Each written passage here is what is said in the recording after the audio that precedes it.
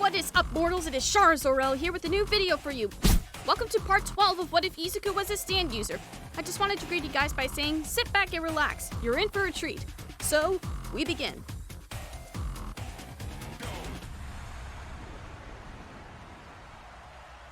The 15-minute timer had started as the 42 competitors began assembling their cavalry teams.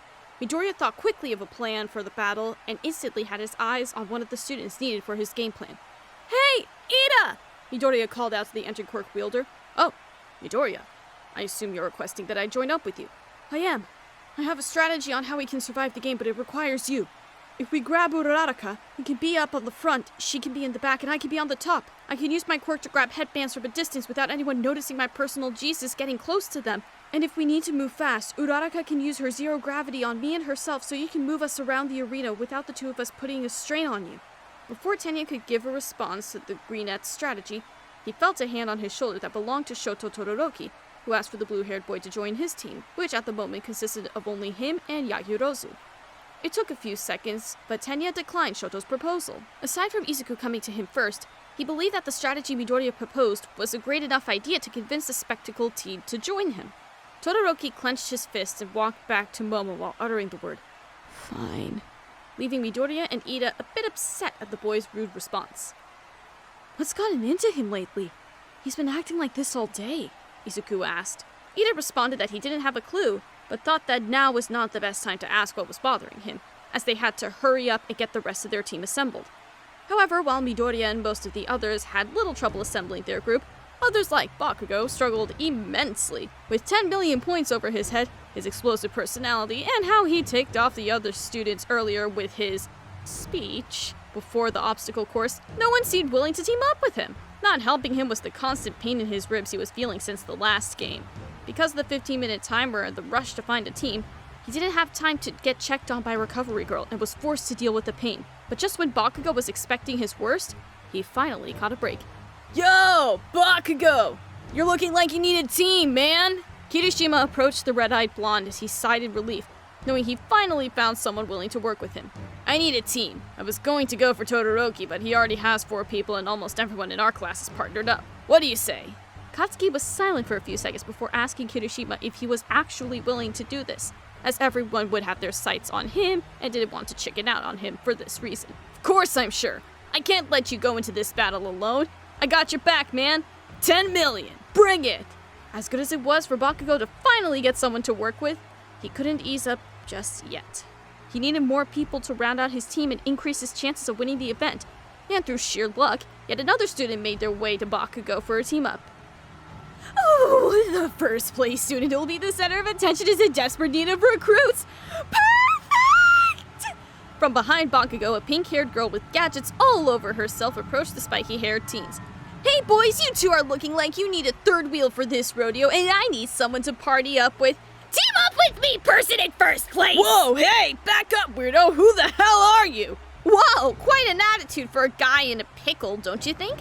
Well, the name's Mei Hatsume of the support course. I'm looking for a team to help show off my babies to the support companies watching the festival, and since your group's going to be the one everyone will have their eyes on, this is the perfect opportunity for me to utilize your fame to my personal advantage." Kirishima and Bakugo looked at the girl, wondering if she was being serious. "Wait a second, what do you mean by babies? You don't seriously have, like, real babies with you or anything, right?" "No! I'm talking about these babies!" From out of nowhere, Hatsume slammed a chest on the ground and opened it to show the boys the gadgets she brought. "Holy crap! You got a whole chest full of support tech? Can we actually use this stuff in the game?" Kirishima asked as he gazed at Hatsume's chest of gadgets. "Yup! As a member of the support course, me and any teammates I work with are allowed to use any gadgets I create for the festival. You guys will have the privilege of getting to use my babies for the contest, so if you want someone to give you a technical edge over the other students, then look no further!" Kirishima continued checking out Hatsume's babies as he asked Bakugo what he thought. Katsuki thought the girl was just as, or more of, a weirdo than Deku, but knew she could give him a unique advantage with her gadgets. This left the blonde of the bunch to think for a bit about his recruitment decision. "Fine, you can tag along, but we'll need to find someone that can grab a headband from a distance to round out our team, just in case we lose ours and have to snag another." Kirishima and Hatsume agreed and decided to split up to find someone willing to work with them. While they were gone, Bakugo looked through Hatsume's support chest to see what else she had. Within minutes, Team Bakugo were able to find one person willing to tag along with their group. It took some convincing from Kirishima, plus the mention of Hatsume's inventions, but Hantasero agreed to party up with the 10 million team. Bakugo now had a decently rounded group, but there was still one more problem to contend with. One that only Bakugo knew about and was too stubborn to take seriously. His seething rib pain. As Hatsume and Sero introduced themselves to each other, Kirishima noticed Bakugo was standing a bit funny and holding a hand on his ribs. He walked over to his teammate and asked if everything was alright. What? Of course I'm fine, dumbhair! Why wouldn't I be? What? Dumbhair? My name is Kirishima and my hairs are literally just like yours, man, but it's red. Come on, man, I'm just asking because you're standing a bit funny. Your ribs aren't acting up again, are they? I said I'm fine! Ugh. I just tweaked them a bit when that Class B idiot made me step on that landmine. Be fine. Alright. But if that changes, you let me know, okay? Now come on! This'll be a tough challenge. We need to get to the others and make a plan on how we're gonna win this. No need. I already have a plan. Get the others over here. I'll go over what it is then. Eventually, the 15 minutes were up and Midnight signaled the teams to gather their headbands and get ready in center field. President Mike announced a 30-second countdown before the start of the battle. The teams used the time to see how many points each team had and to say a few friendly words to their fellow classmates. Hey look, I see Kachan over there, Midoriya said to Uraraka and Ida. Looks like he's got Sero, Kirishima, and... Wait, who's that girl with him? And why do they have support tech and jetpacks? Oh, that's the girl I saw during the obstacle course. I remember her saying something about being allowed to use the utility items since she's from the support course, Uraraka commented. Well, it might give them a technical advantage, but I don't think it'll matter. Everyone's going to be targeting his group from the second the game begins. Knowing him, his team's either going to take everyone head-on or run away and use his explosions to keep the others at bay. Whatever the case, we have to focus ourselves. You guys ready? Tenya and Uraraka gave the green net a thumbs-up sign as he tightened the strap on his 430-point headband. On the other side of the arena, Bakugo was eyeballing the other teams around them, who also had their eyes locked onto his 10 million points. Goggles? What do you got? Bakugo asked. Hatsume used her zoom quirk to analyze the point values of the 6 teams closest to her party. Okay, the kid with the gray hair and pointy teeth has 660 points, the girl with the orange hair has 270, the blonde guy over there has 370, the one with the purple hair has 280, the praying mantis-looking guy riding that blonde girl has 130, and that invisible girl has 375. Bakugo smirked as he cracked his knuckles. Alright, pick your targets, team. You know what to do. Yeah, we know what to do, but are you sure you want to go through with the plan? Sero questioned. I'm just saying, I don't think you're going to follow through with your side of the— Of course I'm sure! Bakugo yelled. We're gonna crush these nobodies, take their points, and show everyone that we're the best! The 3 members of Bakugo's gang knew deep down that the all-out offensive plan their leader proposed was not going to end well, except for Hatsume. As long as the support companies had their eyes on their gadgets, she didn't care how this match would go. Within 10 seconds, the game began, and just as predicted, almost every team made a beeline for Bakugo, except for teams Midoriya, Shinzo, and Monoma. I knew it. You're all cunning for me. Right at the start. Come on! I'll take you all on! Aw man, this is gonna get rough! Kirishima said as 8 groups of students bum-rushed his position. Bakugo, if you're gonna do something, you better do it now! We're gonna get surrounded and lose our headband! We're not losing anything! Bakugo pushed the red button on his controller, activating the jetpack on his back as he flew from his team. He then activated the hover shoes given to him by Hatsume. With them, Bakugo was able to hover several inches above the ground, while using his explosions to control his movement, essentially turning himself into an explosive air hockey puck. To the editor of this video, can you actually put Bakugo's head on a hockey puck? Please.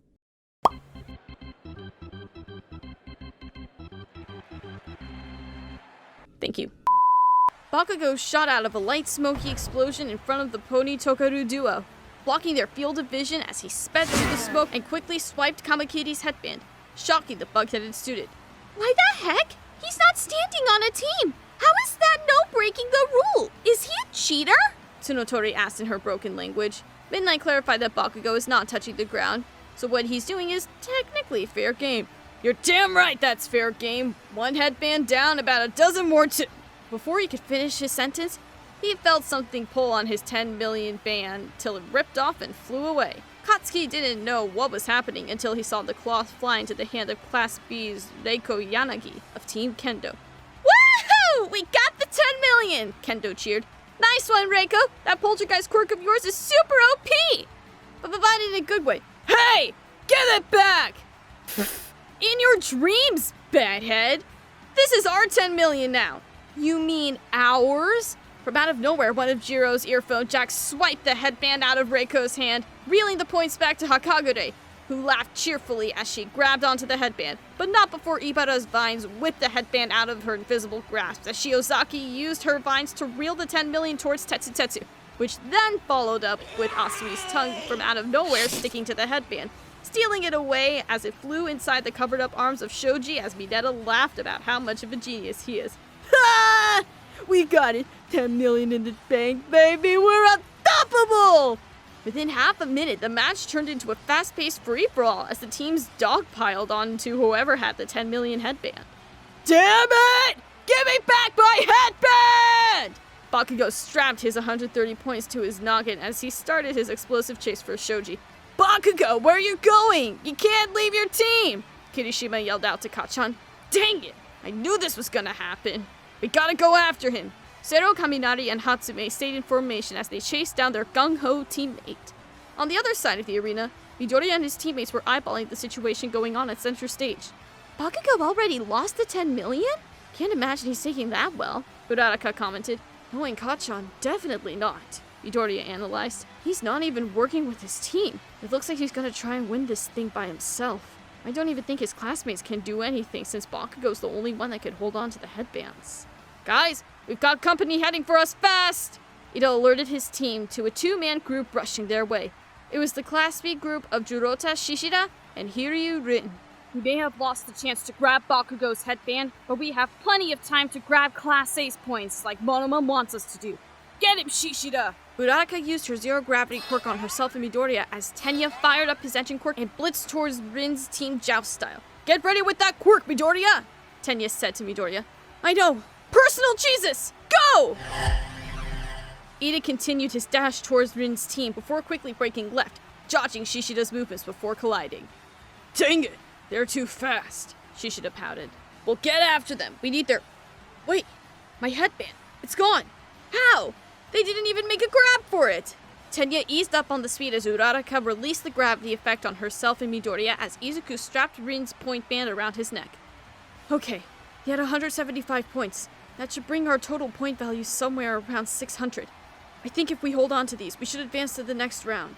This is turning into a chaotic free-for-all, ladies and gentlemen, Vlad King commented. We're only a minute into this battle, and while it may be too early to call, it's clear that the students of Class B have the advantage here, as their quirks and combat skills give them the clear edge over the others in this challenge. If I were a betting man, I'd say this event will end in an overwhelming victory for Class B. Dude! What is it with you and your biased commentary? Ahem. What Vlad meant to say is, stick around, viewers. Despite his so neck and neck, I can't tell who's gonna win this. It's anyone's game here, listeners. To the untrained eye, yes! But it's clear that Class B has the edge in this event. Did you not see how easily Yanagi pulled that headband off Bakugo? She was roughly 20 meters away when she did that. She's in a league of her own compared to those from Class 1A. And don't even get me started on Setsuna Tokage and Juzo Honanuki. Ha ha!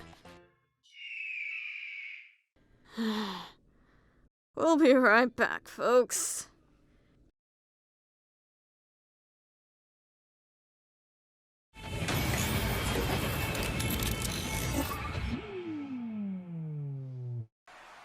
About 7.5 minutes passed as President Mike and Vlad announced that they had officially reached the halfway point of the game. This has been a real action-packed nail-biter, folks. What do you say we take a look at the scoreboard just to get a better idea on who's got the edge here? Whoa, what's this? Class B is absolutely dominating this game right now. Ha ha! What did I tell you, Mike? I told you my class had the edge. It may be the halfway mark, but it's clear the students of Class B has this fight in the bag.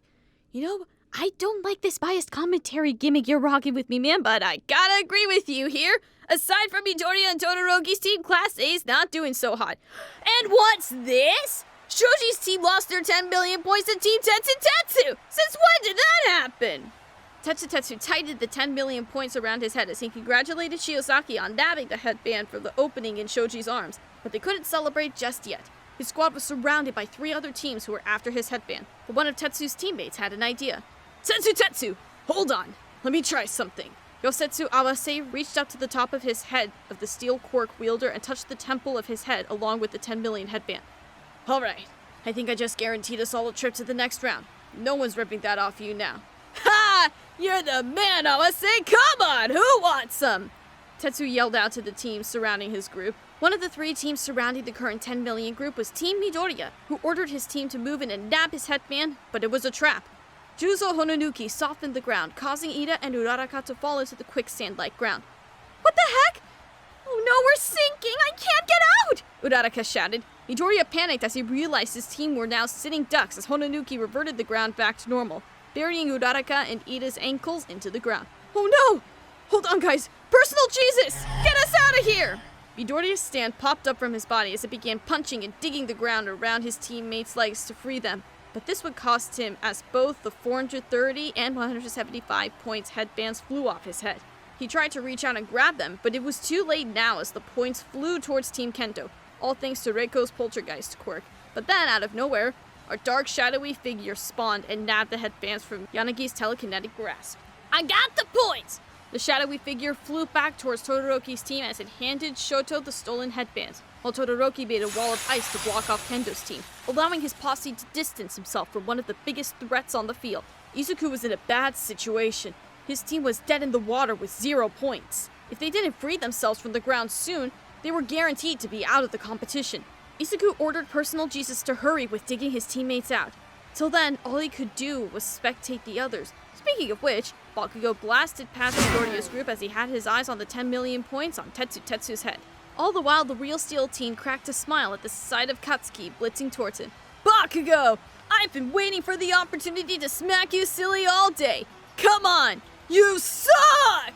Bakugo blasted Tetsu's team with another smoke blast to block their vision. He flew over the smoke and tried to overhead swipe the boy's headband, but he was yanked back onto the boy's shoulders as the headband refused to come off. It was as if the headband was literally fused to the boy's head.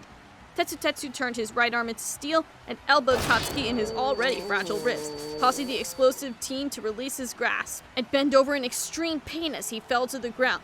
What's wrong, Blondie? All that smack talk from earlier and you can't even put up a fight? Man, you're just a one-hitter quitter. Lame! Just then, Asui's tongue flew out of nowhere and stuck to Tetsu's $10 million headband. Ribbit, I got it. Wait, something's wrong. Asui noticed that she couldn't reel the headband back as Awase smacked the froggy appendage away from his teammate as it retreated back into Sue's mouth. Asui, what's wrong? Why didn't you grab the headband? Shoji asked. I tried, but it wouldn't move. I think it's stuck to his head. Stuck? What is it, like welded to his head or something? Mina Ashido asked, who was also with Mineta's team. Shoji took a close look at the headband with the eyeball of his duple arms and saw that it was, in fact, wielded to his head, as the Velcro on the back of the band wasn't connected. Seriously? So he can't even take the 10 million off of him? There's no way that can be allowed! You're right, Miss Ashido, Midnight said through the speakers. Awase! Using your quirk to weld headbands to your teammates is not allowed. Unweld the 10 million strap immediately, otherwise I will disqualify your group for cheating. Cheating? Me? On a team that's cheating? No. Please forgive me, she who gives lustful sin. I didn't mean to be part of such an unholy act. Awase told Ibara to get a hold of herself as he unwelded the 10 million band. Their team was surrounded and they had to think of an exit strategy, but it was too late. Team Monoma from out of nowhere swiped the 10 million from Tetsu. No hard feelings, but you are on the other team and we need some points. Speaking of which, Monoma quickly nabbed Bakugo's 130-point headband before he could react, shocking both Katsuki and Tetsu's group. Shiozaki used her vines to get the points back, but Tsuburaba blocked the incoming vines with his solid air as Monoma's group made off like bandits. Mineta realized that Tetsu's group was vulnerable and ordered Shoji to move in on his headband. The masked boy charged the 660-point team, but from out of the blue, a human hand flew in and quickly swept Tetsu's only remaining headband. What the heck? Is that a floating hand? Mina shuddered at the floating body part. Hey! Tokage! What are you doing? Your team already has a truckload of points! True, but now we got a truckload more. Don't take this personally, Alice. Peace! What the heck? That girl's head is floating! That is awesome! Asui, the headband. Ribbit. Asui's tongue shot out to nab the points from Tokage's hand, but her nibblest was too much for Sue as she was able to get back to her team headband in hand.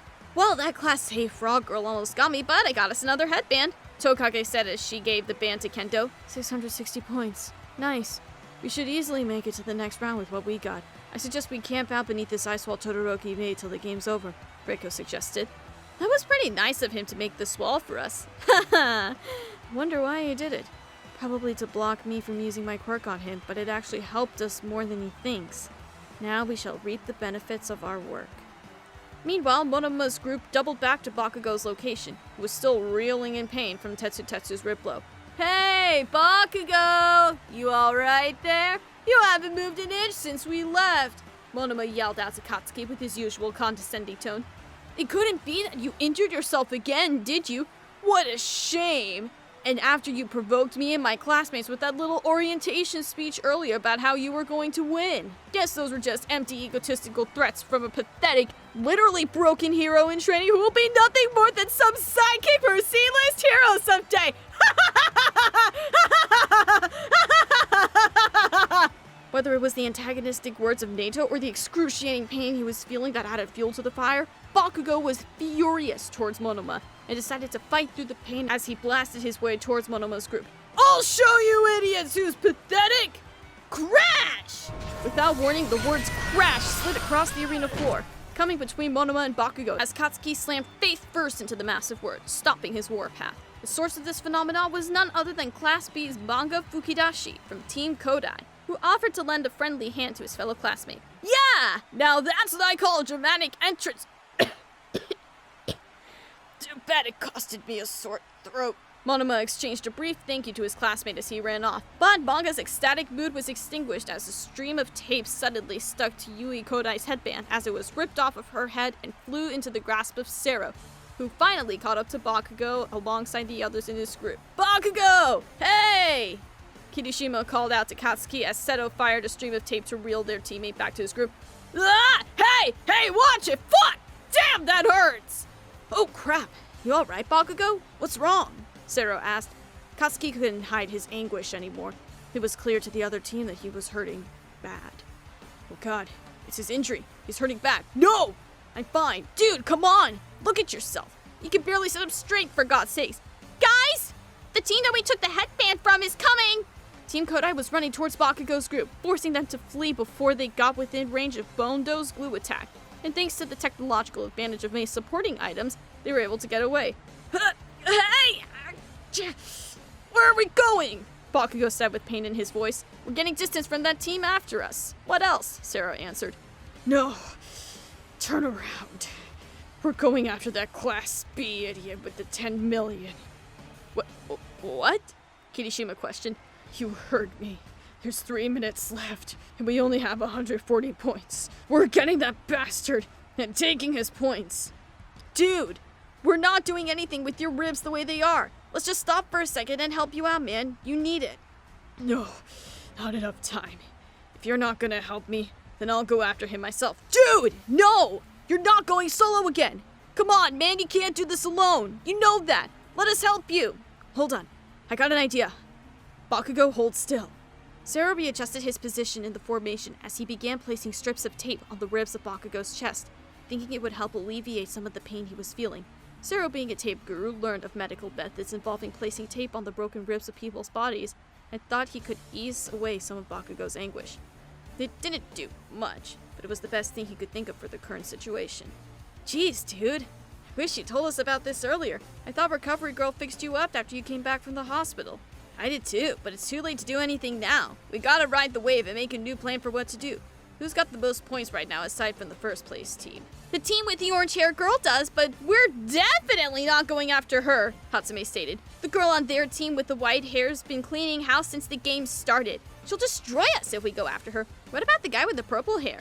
He's got a decent amount of points. Hey! Bakugo interrupted. I said we're going after that bastard with the 10 million, and we're gonna crush him to the dirt. That's our plan. Got it? His teammates looked at one another, thinking that if they said no, Bakugo was just gonna fly off on his own again, which would cause more problems than solutions. Not having much of a choice in the matter, they decided to follow their leader's orders and pursued Monoma's group.